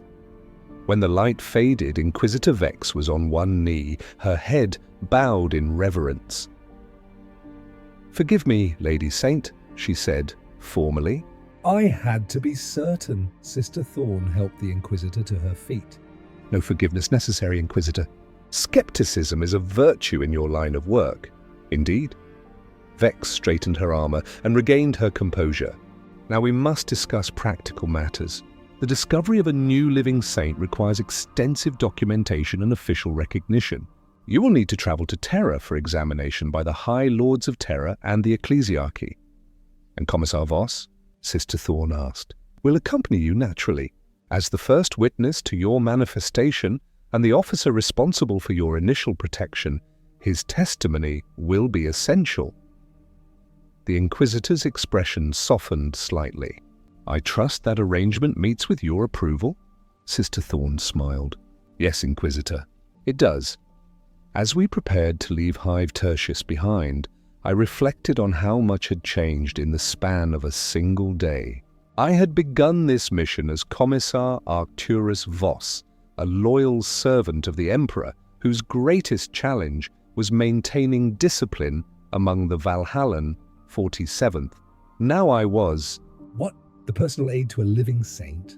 The man who had chosen love over duty and somehow found that the two were not mutually exclusive? A hero or a fool whose luck had simply held out longer than it should have. What are you thinking about? Sister Thorne asked as we boarded the transport that would take us to the orbital station. The future, I replied honestly. Terror, the High Lords, whatever comes next. Are you afraid? I considered the question seriously. No, not anymore. Whatever happens next, we'll face it together. Together, she agreed, taking my hand as the transport lifted off from the hive that had become the site of our shared transformation. Below us, Hive Tertius stretched toward the horizon, its millions of inhabitants going about their lives in blissful ignorance of how close they had come to damnation. Above us the stars waited, full of possibilities I had never dared to imagine. Chapter 8. New Beginnings, The Journey to Terror, took 3 months through the warp, but for Sister Thorne and me it felt like both an eternity and an instant. The Inquisition vessel Hammer of Orthodoxy was a massive ship, its corridors filled with scholars, tech priests, and bureaucrats, all eager to study the Imperium's newest living saint. But despite the constant attention, we found moments of peace together. In the ship's chapel, during the quiet hours of the night watch, we would sit together and talk about everything except the momentous changes awaiting us on Terra. She told me about her childhood on Meridian Prime, about the sister she'd lost to Chaos Raiders, about the dreams she'd harbored before her abilities manifested. I shared stories of my time at the Schola Progenium, the battles I'd fought with the Valhallan 47th, the executions that still haunted my dreams. Do you regret it? She asked one evening as we watched the swirling madness of the warp through the chapel's armored viewport, choosing to protect me instead of following protocol. I thought about Commissar Cadet Arcturus Voss, 20 years old and absolutely certain that duty was the only virtue that mattered. Then I thought about the man I'd become, sitting beside a living saint who had taught me that love and duty could coexist. No, I said simply. I regret nothing. Even if the High Lords decide to separate us. Even if they determine that a commissar has no place beside a saint. Then I'll resign my commission and find another way to serve. She turned to look at me, her green eyes bright with affection. You would do that? Give up everything you've worked for? Lyanna, you are everything I've worked for. I just didn't know it until I met you. Terror, when we finally arrived, was both exactly what I'd expected and completely beyond my imagination. The throne world's golden spires pierced the sky like prayers made manifest, and the very air seemed to hum with the presence of the Emperor's will. But it was also a world of endless bureaucracy, where even the recognition of a living saint required forms in triplicate and approval from 17 different departments. The examination process was exhaustive. Sister Thorne was subjected to every test the Imperium could devise: psychic scanning, genetic analysis, theological interrogation, and demonstrations of her abilities before panels of experts who had studied sanctity for centuries. Through it all, she maintained the grace and patience that had first attracted me to her, never complaining about the invasive procedures or the skeptical questioning. My own examination was less intensive but no less thorough. The High Lords wanted to understand how a commissar had recognized a living saint, where the ecclesiarchy had failed to do so for 15 years. I told them the truth, that I had seen her courage, her faith, her willingness to sacrifice everything for others, and had recognized something divine in those qualities. Commissar, Lord Commander Militant Korath addressed me during my final hearing. Your actions on Hive Tertius were highly irregular. You chose to protect a suspected heretic instead of executing her. You ignored direct orders from Sector Command. You placed personal feelings above Imperial doctrine, yes, my lord. And yet your judgment proved correct. The woman you protected has been confirmed as a genuine living saint, the first to manifest in over 3 centuries. The ancient warrior leaned forward in his throne. How do you explain this? I can't explain it, my lord. I can only say that sometimes faith requires us to act on conviction rather than protocol. Lord Commander Korath studied me for a long moment. You realize that such an attitude is potentially dangerous? That it could lead to chaos if every Imperial officer began following his personal convictions over established doctrine? Yes, my lord. But I also believe that blind adherence to protocol, without regard for context or conscience, is equally dangerous. Interesting. The Lord Commander turned to consult with his advisors, their whispered conversation too quiet for me to overhear. Finally, he turned back to me. Commissar Voss, it is the decision of this tribunal that your actions, while irregular, were ultimately in service to the Emperor's will. You are hereby cleared of all charges and commended for exceptional service. I felt relief wash through me, but the Lord Commander wasn't finished. However, your current position with the Valhallan 47th is no longer appropriate. A man who has witnessed the manifestation of a living saint and participated in her protection has a higher calling. He gestured to an aide who stepped forward with a scroll bearing the Imperial seal. You are hereby assigned as liaison commissar to Saint Lyanna Thorne with full authority to ensure her protection and to facilitate her missions on behalf of the Imperium.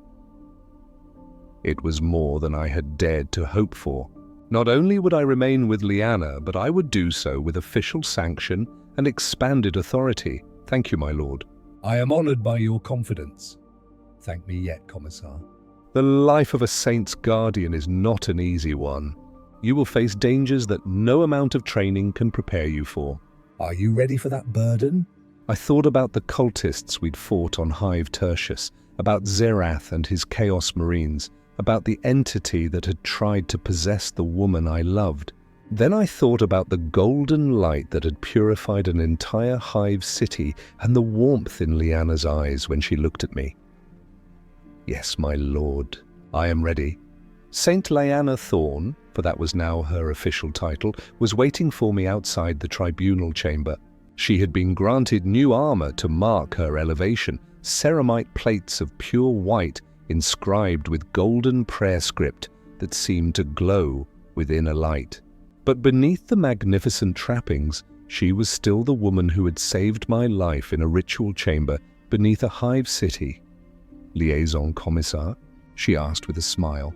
That's a new rank, created specifically for this assignment, apparently. The High Lords were very thorough in ensuring that I have the authority to protect you properly. Protect me? Her laugh was like music. Arcturus, I'm a living saint now. I can manifest divine power, heal the wounded, and turn demons to ash with a thought. What could I possibly need protection from? Politicians, I replied without hesitation. Bureaucrats. Theologians who want to spend the next century debating the theological implications of your existence instead of letting you actually serve the Imperium. Ah, yes, I can see how that would be a significant threat. We walked together through the corridors of the Imperial Palace, past murals depicting 10,000 years of human history and statuary honoring heroes whose names had become legend. In a few decades, I realized, there might be statues of Saint Lyanna Thorne standing among these monuments. There's something I need to tell you, she said, as we reached the chambers that had been assigned to us. The Ecclesiarchy has approved my first official mission. Where are they sending us? Meridian Prime? My homeworld. Her expression grew serious. Intelligence reports suggest that the chaos cult I thought I'd destroyed 20 years ago has returned.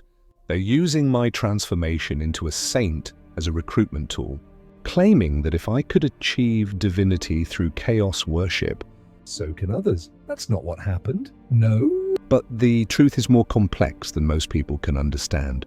They see a former cultist who became a living saint and assume that serving chaos is a path to power. She turned to face me, and I could see the weight of responsibility in her eyes. We need to go back, Arcturus. We need to show them the real truth. And what truth is that? That redemption is possible, but it requires genuine faith, real sacrifice, and the courage to reject the easy path in favor of the right one. She took my hand, her touch warm and reassuring. Will you come with me? It wasn't really a question. Whatever dangers awaited us on Meridian Prime, whatever challenges lay ahead in our new roles, we would face them as we had faced everything else since that moment in Hive Tertius, when I'd chosen to protect her instead of executing her. Always, I said. Good, because I have a feeling this is just the beginning. As we prepared for our first mission as Saint and Guardian, I reflected on the journey that had brought us to this point. I had begun as Commissar Arcturus Voss, a man whose world was defined by duty, regulation, and the absolute certainty that there was always a clear distinction between right and wrong. Now I was something new. Still a commissar, but one whose understanding of duty had been transformed by love. I had learned that sometimes the right choice was the one that violated every rule in the book. That faith could be stronger than fear. That love could coexist with service to the Emperor. Most importantly, I had learned that even in the grim darkness of the far future, where there was only war, there could still be hope. Still be redemption. Still be the possibility that two people could find each other across the vast expanse of the galaxy and choose to stand together against whatever darkness threatened the light. The Imperium would test us. Chaos would try to corrupt us. Our enemies would seek to destroy us. But we would face it all together, a living saint and her guardian, servants of the Emperor, and witnesses to the truth that love could triumph even in the darkest of times. Together, we would write a new chapter in the history of the Imperium. Together we would prove that even in the 41st millennium, miracles were still possible. Together, we would serve. The weeks following our assignment as Saint and Guardian brought challenges I hadn't anticipated during my years as a simple commissar. The Imperial Palace was a maze of political intrigue where every conversation carried hidden meanings and every gesture was analyzed for signs of heresy or ambition. Navigating this treacherous landscape while protecting Lyanna from those who would use her for their own purposes became a full-time occupation. Cardinal Maximilian Thorne, no relation to Lyanna despite the shared name, was perhaps the most persistent of her would-be handlers. A man in his 70s with the soft features of someone who had never known hardship, he appeared in our quarters daily with suggestions for how Saint Lyanna should conduct herself. "My lady," he said during one particularly trying morning audience, his voice oozing false humility. "The ecclesiarchy has prepared a series of public appearances that would greatly benefit the faithful. 17 worlds in the segmentum solar have requested your presence at major festivals." Lyanna, resplendent in her new saint's robes, listened patiently while I stood at attention beside her throne. The ornate chair had been a gift from the High Lords, carved from a single piece of Terran oak and inlaid with golden aquilus.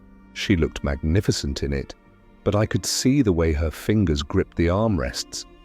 She was as uncomfortable with the pomp as I was.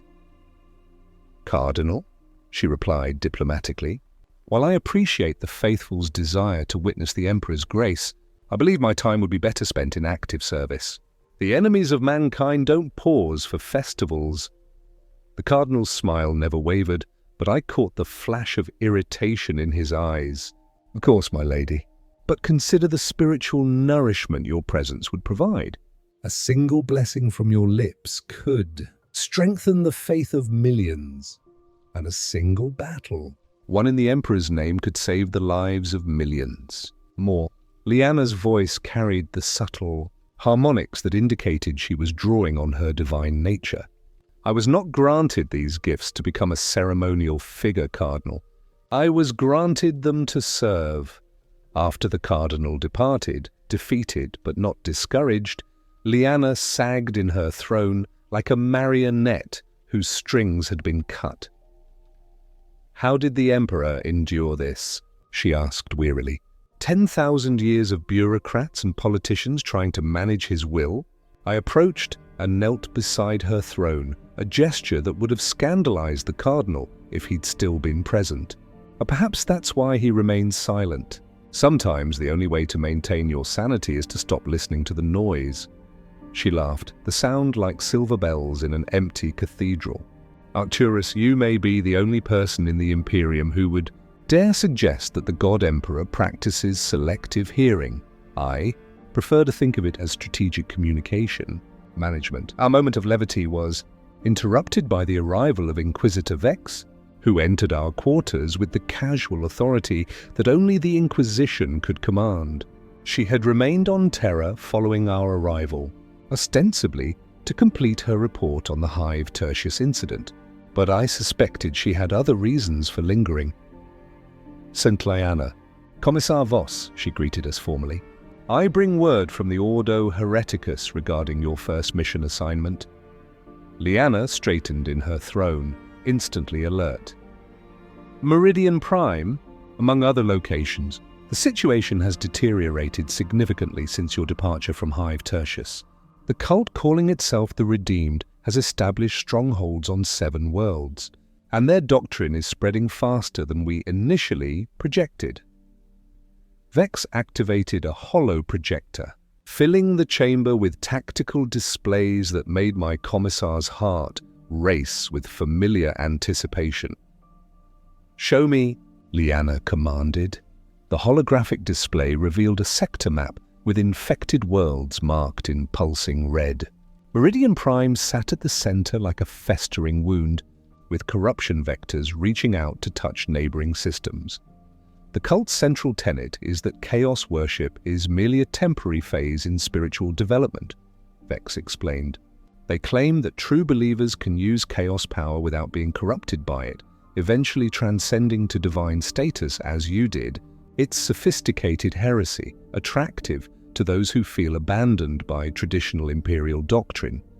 I studied the infection patterns, my tactical training identifying the strategic implications.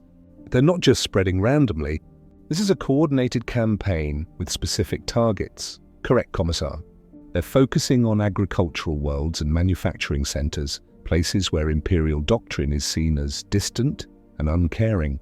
Places where people are desperate enough to believe that there might be an easier path to salvation. Lyanna rose from her throne and approached the display, her presence causing the holographic images to shimmer with golden light. How many people have they converted? Conservative estimates place the number at 12 million across the 7 affected worlds. Optimistic projections suggest we could see sector-wide uprising within 18 months if the spread isn't contained. The numbers were staggering. 12 million souls led astray by a twisted interpretation of Lyanna's transformation. 12 million people who would need to be either saved or destroyed before their corruption could spread further. What assets do we have available? I asked. 3 companies of Adeptus Astartes from the Imperial Fists chapter, 2 regiments of Cadian shock troops, and a squadron of Navy escort vessels. Additionally, the Ordo Hereticus has assigned 6 inquisitors with full retinues to support the operation.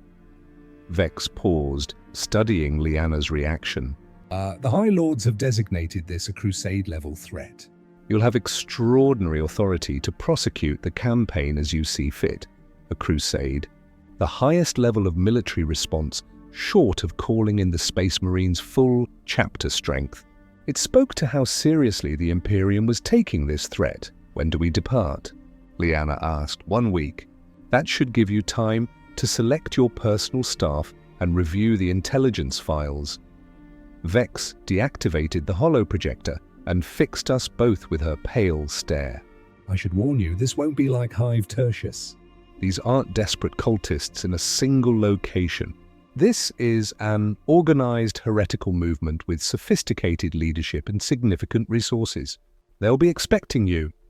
After the Inquisitor departed, Lyanna and I spent the evening reviewing the intelligence files in detail. Each report painted a grimmer picture than the last. The Redeemed weren't just another chaos cult. They were something new and potentially more dangerous. Their doctrine offered hope instead of despair, redemption instead of damnation. It was heresy wrapped in the language of salvation, making it far more seductive than traditional chaos worship. "Look at this," Lyanna said, pointing to a transcript of a Redeemed sermon. Brother Evangelist Marcus preaching on Agri-World Demeter Seventy. The Imperial Creed teaches that we are born in sin and can only find salvation through suffering. But Saint Lyanna Thorne shows us another way. She walked in darkness and emerged into light. She used the tools of chaos to serve the Emperor's will. If she can transform corruption into divinity, so can we. I read over her shoulder, feeling the insidious appeal of the words. It's brilliant in a horrifying way. They're using your transformation as proof that their doctrine works, when the truth is exactly the opposite. The worst part is that I understand why people believe it. She set down the data slate and stared out the window at Terra's golden spires. The Imperial Creed is harsh. It demands absolute faith without offering much comfort in return. These people are telling the desperate that there's an easier way, a path that doesn't require a lifetime of suffering and self-denial, but that path leads to damnation. Yes. But they don't know that. They see only the promise of power, of agency, of the ability to change their circumstances instead of enduring them. She turned to face me, her green eyes bright with unshed tears. Arcturus, what if I can't save them? What if my presence on these worlds only makes things worse? I took her hands in mine, feeling the warmth that always emanated from her touch. And we'll face that possibility together.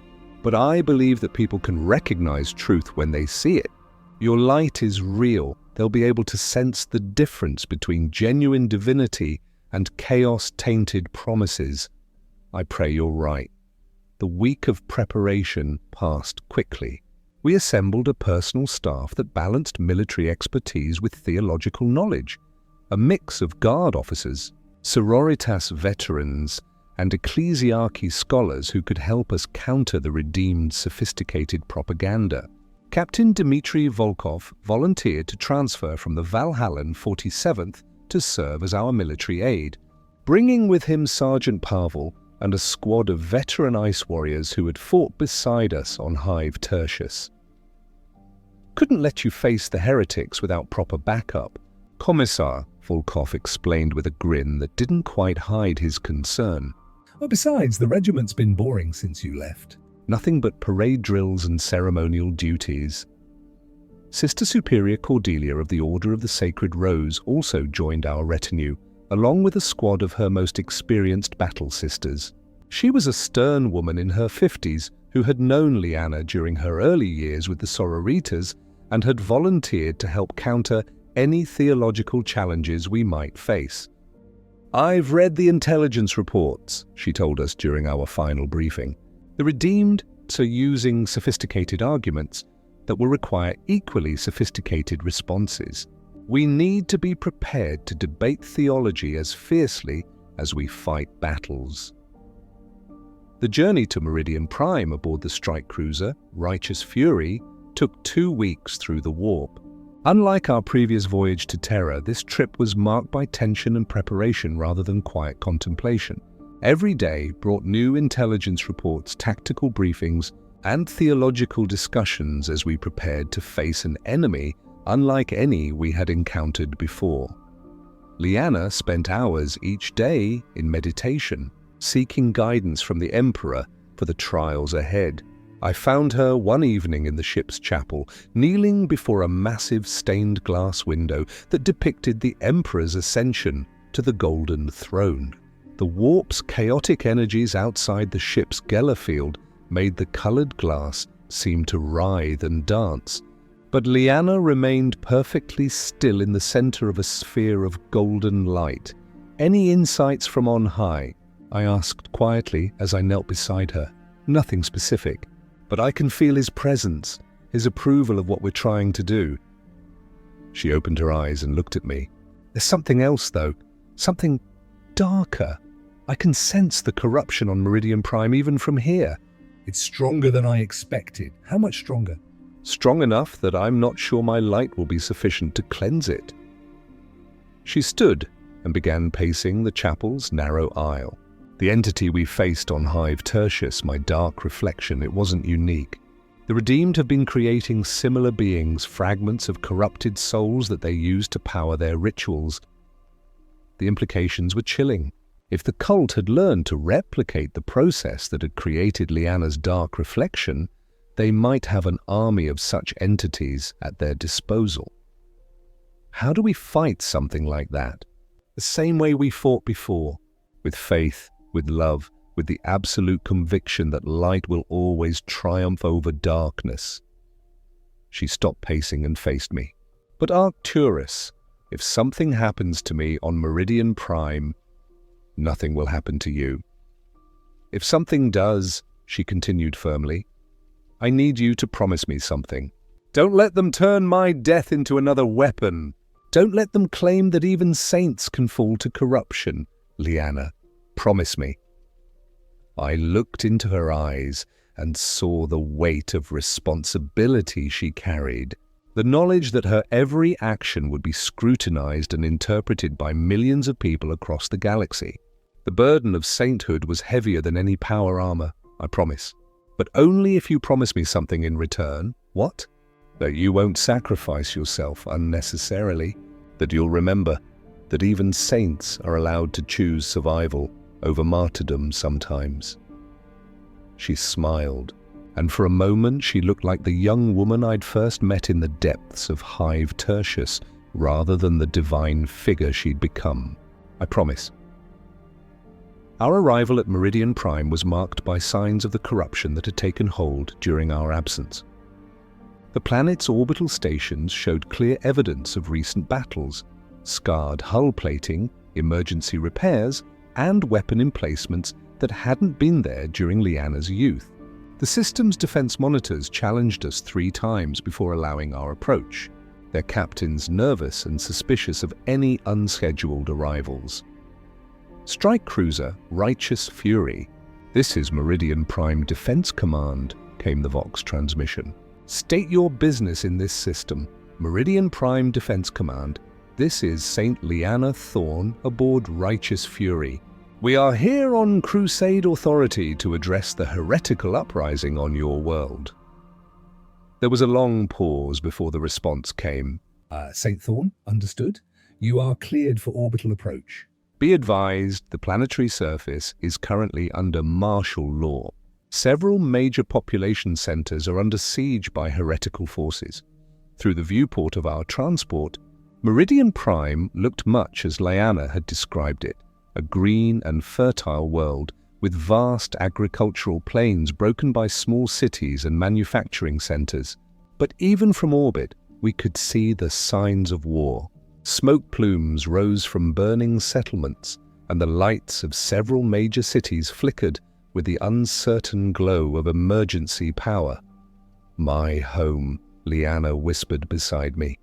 "What have they done to my home?" I placed a hand on her shoulder, feeling the tension in her muscles through the ceramite of her armor. "We'll restore it. We'll save what can be saved and cleanse what can't." The planetary governor, a nervous man named Hadrius Voll, met us at the primary starport with an escort of PDF troopers and local ecclesiarchy officials. He was younger than I'd expected, perhaps 40 standard years, but his face showed the strain of months of warfare against an enemy he didn't understand. "Your saintliness," he said, performing an awkward bow that suggested he was uncertain of the proper protocol for greeting a living saint. "Welcome to Meridian Prime. I wish the circumstances were more pleasant, Governor Voll," Lyanna replied graciously. "Please show us the current situation." The briefing that followed painted a grim picture. The Redeemed controlled approximately 30% of the planet's surface, including several major agricultural centers and the primary industrial complex. They had established their headquarters in the ruins of the Cathedral of St. Euphrati, the same building where Lyanna had destroyed the original cult cell 20 years earlier. The symbolism is deliberate, explained Colonel Marius Kane, the PDF commander. They've rebuilt the cathedral as a monument to redemption through darkness and use it as a pilgrimage site for new converts. Thousands travel there each month seeking what they call enlightenment. How many converts are we looking at?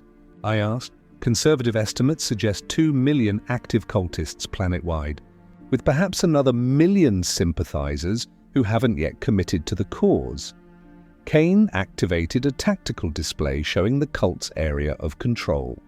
They're well-organized, well-equipped, and they fight with the fanaticism of true believers. What about their leadership? Lyanna studied the display intently. Do we know who's directing their operations? Governor Vol exchanged glances with Colonel Kane before answering. That's complicated. They claim to be led by someone calling himself the Renewed Prophet, but we've never been able to identify him. He appears at major gatherings surrounded by psychic phenomena that make him impossible to see clearly. Psychic phenomena? I felt a chill run down my spine. What kind of phenomena? Reality distortion, temporal anomalies, manifestations that shouldn't be possible outside the warp. Kane's voice was grim. Our astropaths refuse to get within 50 kilometers of wherever he appears. They say his presence feels like standing in the eye of a hurricane made of souls. Lyanna had gone very still beside me. When she spoke, her voice was barely above a whisper. I know what he is, Lyanna. The dark entity we destroyed on Hive Tertius, it wasn't destroyed. It was dispersed. And somehow it's managed to reconstitute itself here. On my homeworld, in the place where I first fell to chaos. She turned to face me. And I could see fear in her eyes for the first time since we'd left Terra. Arcturus, we're not just fighting cultists. We're fighting the embodiment of my own corruption given form and purpose. The revelation changed everything. This wasn't just a heretical uprising. It was a personal war between Lyanna and the darkness she'd thought she'd overcome. The Redeemed weren't just using her transformation as propaganda. They were being led by a fragment of her own soul, the part of her that had once served chaos willingly. Can we defeat it? I asked. I don't know. On Hive Tertius, we had the element of surprise and the power of the ritual circle to contain it. Here it's had months to gather strength and followers. It knows me as well as I know myself. Then we'll have to be better than we were on Hive Tertius. I stood and began studying the tactical displays with renewed focus. We'll have to be smarter, faster, and more ruthless than anything we've faced before. Together? She asked. Together? I confirmed. Whatever this renewed prophet thinks it knows about us, it's never faced us as we are now. A living saint and her guardian, blessed by the Emperor and bonded by love stronger than corruption. As we prepared for what would likely be the most difficult campaign of our lives, I reflected on how far we'd both traveled since that first meeting, in the depths of Hive Tertius. We had faced cultists, demons, inquisitors, and the Byzantine politics of Terra itself. We had been tested by doubt, corruption, and the weight of responsibility that came with divine favor.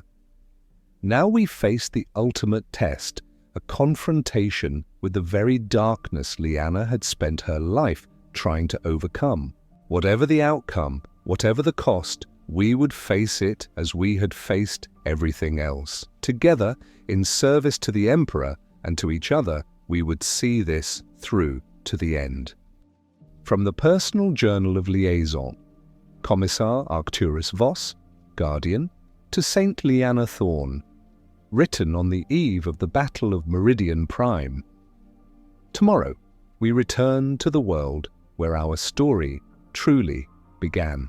Not Hive Tertius, where we first met, but Meridian Prime, where a young girl named Lyanna first encountered the forces of chaos and began a journey that would lead her to sainthood.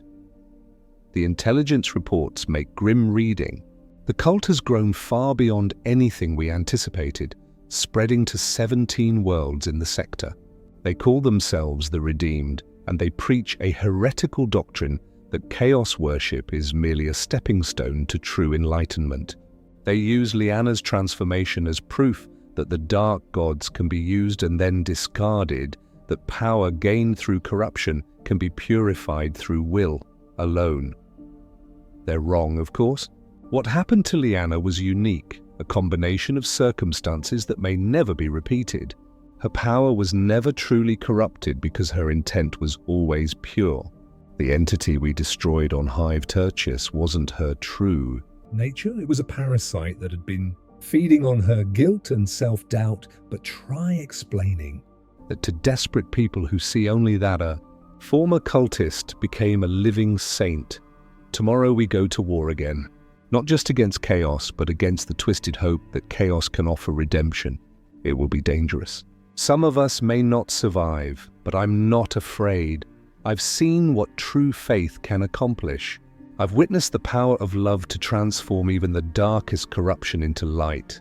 I've stood beside a living saint and felt the Emperor's presence as a tangible force in the universe.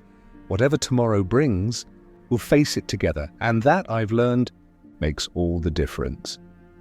Arcturus Voss. Liaison, Commissar.